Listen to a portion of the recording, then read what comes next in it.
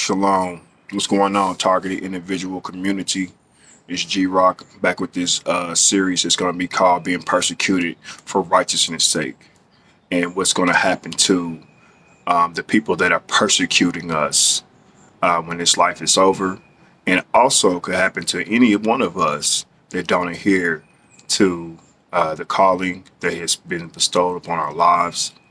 And also for us not keeping the commandments and keeping his will for our lives. So I'm going to jump right into a scripture. It's going to be in Matthew 5, verse 10. It says, "Blessed are those which are persecuted for righteousness' sake, for theirs is the kingdom of heaven." So I talk a lot about this subject because it is absolutely the goal not to go to Hades, Sheol, or hell. And in this series, I want to show different testimonies from people that have had near-death experiences that have actually seen hell, that have, transferred over in the afterlife and have, visions of what it is. But what I want you to pay attention to in this series is the similarities between each testimony of these individuals. And I'm going to be dropping this series pretty rapid and quick. I don't care about views. Half of the people on my channel are gang stalkers and they're watching this. So hopefully you understand, gang stalkers, that if you do not repent and turn from your ways, this is what's going to happen to you. Okay? Yes, you talking bad about me. Yes, you have a third-party criminal organization that's following me and doing what you're doing. Based on the last video, that's the evidence and facts that I want to put out there. So there's nothing else misconstrued here. So we not going to get caught up on the lies and the smear campaigns you try to do to us targeted individuals. I looked at a notification. I think DB dropped a video talking about, is it gang stalking or is it the Illuminati? I think it got to be the Illuminati. You know what I'm saying? They the higher ups, the hierarchy, the powers that be, and they got the money to be doing this. You know what I mean? Running in houses and doing what they doing. Stalking, somebody getting paid, somebody getting some money. This is a multi-million-dollar business, human trafficking business, gang stalking it. So, they got to get their money. But what is it profit of man to lose his soul? Gain the whole world and lose his soul. Lose your soul. You get all the money in the world, you're going to lose your soul. So, while you talking bad about me, you need to look at yourself and see what you need to fix about yourself. You know what I mean? While you all in my comments, while you all setting me up and making plans for me, you know what I mean, for my destruction, my demise, you need to be looking at yourself, because money and all that ain't gonna last forever, man. Your health don't last forever, and this life is so temporary. You're gonna be dead a lot longer than you ever lived. Just think about that. All right, so I'm gonna get right to the video, and I want to also tap in on just a couple of the comments that was left. So basically, man, I want to put out there, these people aren't getting to me. What the problem is that, you be gang stalked for so long, you want to fight back in a different way. And you want to prove that these people are liars. You know what I mean? Whoever's doing it, whoever the people are, they're liars. You know what I mean? To me, it seemed like people butt hurt because they got sued. You know what I mean? That's what it is. That's what it's all about. Put him on the list, man. He ain't getting away with this. We're going to ruin his life. Oh, man, come on, man. You know what I'm saying? And you might got score lovers, whatever y'all got going through. I'm just trying to show you. I'm so real of a dude. I just want to show you the truth. That's all I got. That's all I can do. You know what I mean? I don't be sugarcoating. I don't be trying to make it look good, dressing it up and all that. Let's just get to this truth. So, take some of that advice. If you guys want to find out if you on the terrorist watch list, hit me up in an email. There's different ways that you can look yourself up. If you need any information, you want to talk to me personally, hit me up at fgangstalkers20@gmail.com. You can hit me up. We can have a conversation. You know what I mean? These people are getting real upset that I'm trying to expose the program. They're getting upset. How you gonna get upset when you're doing this to me? You're ruining my life. I'm upset. But I'm upset in another what kind of way. You're upset to where you want to try to take my life. You want to poison me. You want to set me up to be killed. You want me to film some street theater, so I put it on YouTube. So they'll be like, "Oh, he put us on YouTube. We're gonna retaliate." Yeah. I mean, I see right through it, man. You guys hang tight, man. 8 shirts has been sold. Also, the update on that, they don't want me to put the YouTube logo on the shirt, so I'm gonna have to get that removed off or whatever. They're trying to find any way to stop me. Yeah, they won't stop me. So, man, check out this video. Even if you've seen this video before, you need to really watch it again and get an understanding on how serious life is. This life is. You know what I mean? When it's over, you need to really feel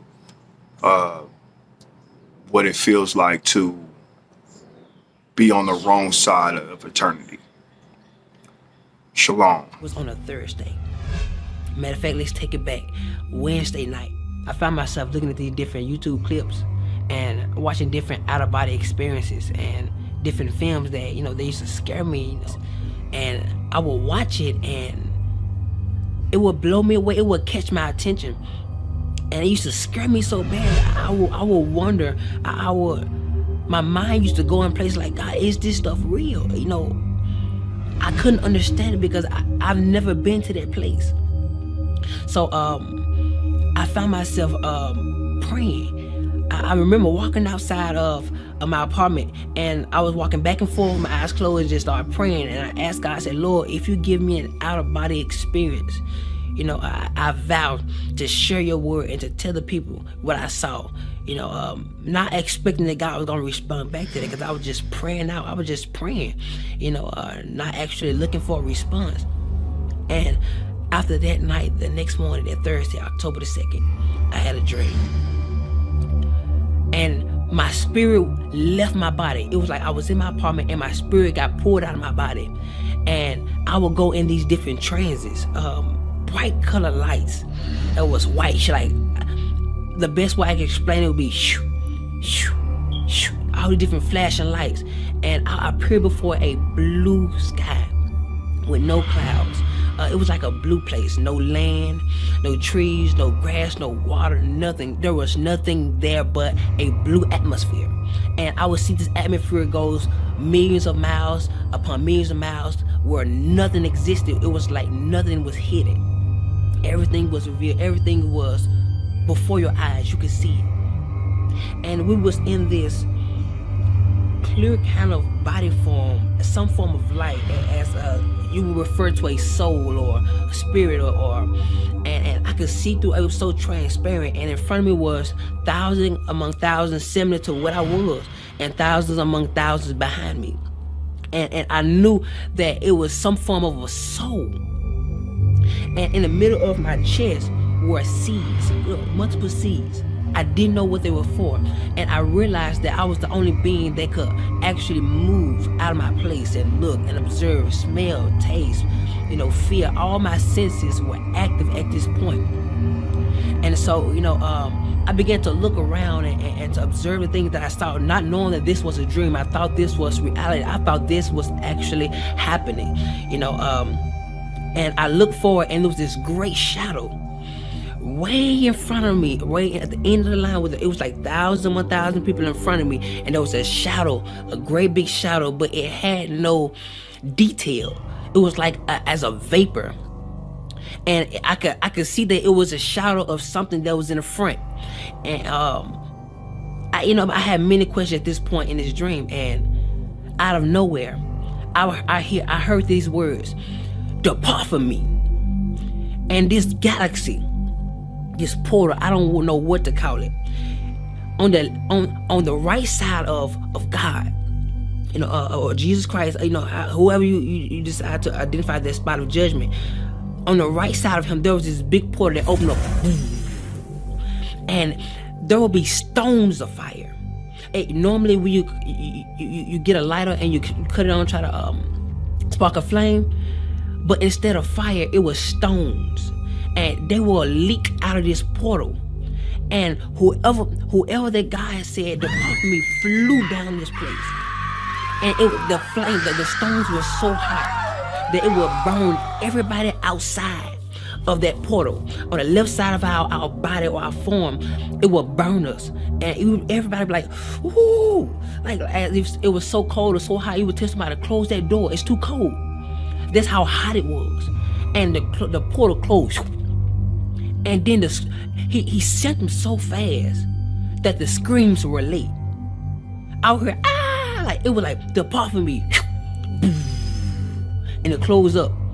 Then the screams come, and it terrified me. And then out of nowhere, something snatched us up, and like we moved up the line. And I began to think, I didn't understand where we was. I'm like, oh my God, maybe this is judgment. Yeah, I had many questions, and I would hear, depart me, depart me, depart from me, and all these different people will be sent to hell. And the part that scared me the most was the people that were getting judged. You could hear when God was talking to them, and you could hear everything they got judged from. So if somebody went to hell for something that you knew you struggled with in your life, you know where you were going. And so I'm just seeing people go, sit there, boo, boo. And I'm seeing the flame, and it's just constantly burning everybody outside that haven't been judged yet.